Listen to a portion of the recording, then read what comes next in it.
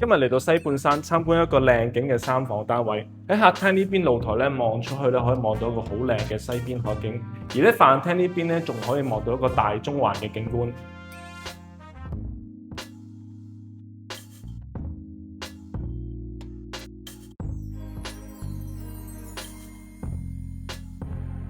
喺大門入嚟咧就係呢個單位嘅玄關位，其實咧喺走廊呢邊咧都可以做啲入場嘅鞋櫃啦。咁首先左手邊咧就係一個梗柱嘅設計，3面個工作台面咧都比較實用。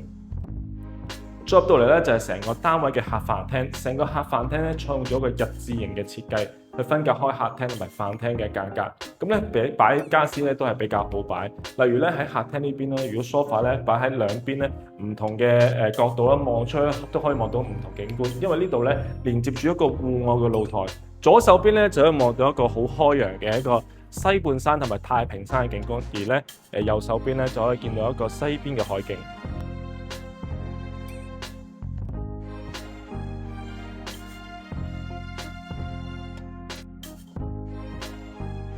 再嚟到飯廳呢一邊啦，間隔上咧成個單位都係比較方正嘅，比較好擺嘢。因為我哋呢個層數咧比較罕有一個高層嘅單位啦。呢個望出去咧，飯廳望出去仲可以望到一個遠處嘅東半山嘅山景啦，同埋一個大中環嘅景觀。成個單位800幾尺，3房一套嘅間隔，每間房咧都可以享受到一個唔同嘅景觀。首先我哋參觀第一間房，呢間房咧每間房都有一個窗台嘅位置咧，而呢間房咧就可以望到咧一個咧中環同埋灣仔嗰邊嘅維港海景。